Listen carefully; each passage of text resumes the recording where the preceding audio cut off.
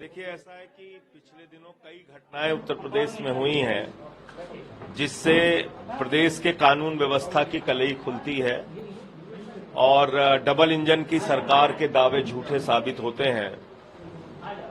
पहली घटना हुई बस्ती के अंदर, जहां पर एक पत्नी का गैंगरेप उसके पति के सामने किया गया। पति पत्नी दोनों ने जहर खा के अपनी जान दे दी।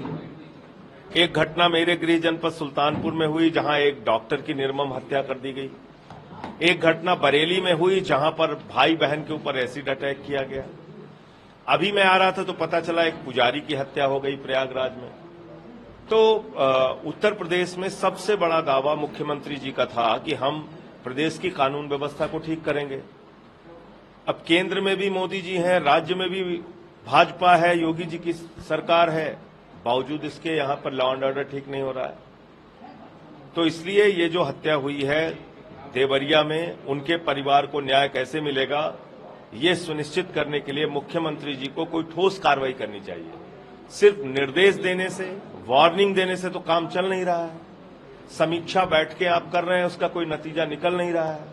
तो कम से कम कुछ अधिकारियों पर अगर आप कार्रवाई करेंगे, निलंबन की कार्रवाई, ट्रांसफर की कार्रवाई, तो उससे काम दिखेगा सामने कि हां, आप कुछ वास्तव में कानून व्यवस्था को ठीक करने के लिए कर रहे हैं। अब इसमें जो घटना है जमीनी विवाद में, पहले एक व्यक्ति की हत्या हुई, उसके बाद दूसरे परिवार के 5 लोगों की हत्या हो गई। ये बहुत ही दिल दहला देने वाली घटना है।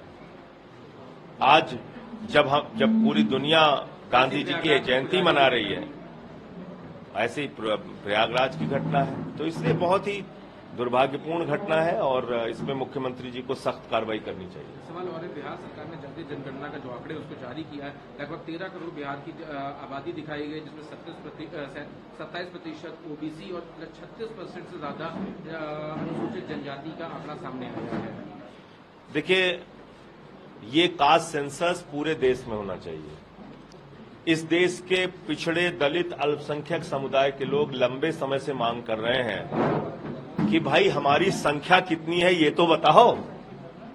आप देखिए, सरकार की तमाम योजनाएं, वो चाहे अनुसूचित जाति के लिए हो, चाहे अनुसूचित जनजाति के लिए हो, चाहे पिछड़े वर्ग के लिए हो, चाहे अल्पसंख्यक वर्ग के लिए हो, वो सही रूप में कैसे लागू हो पाएगी जब आपको पता ही नहीं है कि किस जाति के कितने लोग हैं। तो कैसे उनके साथ न्याय हो पाएगा? इसलिए जाति जनगणना निश्चित रूप से मिलेगा, निश्चित रूप से मिलेगा। तो जाति जनगणना पूरे देश का विषय है। पिछड़े, वंचित, अल्पसंख्यक समुदाय के लोगों की मांग है लंबे समय से कि जाति जनगणना कराई जाए, क्योंकि भारतीय जनता पार्टी पिछड़े और वंचित समाज के लोगों से घृणा करती है, इसलिए वो नहीं लागू कर रहे हैं इसको।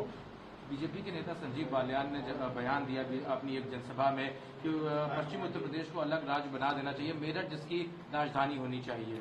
देखिए, संजीव बालियान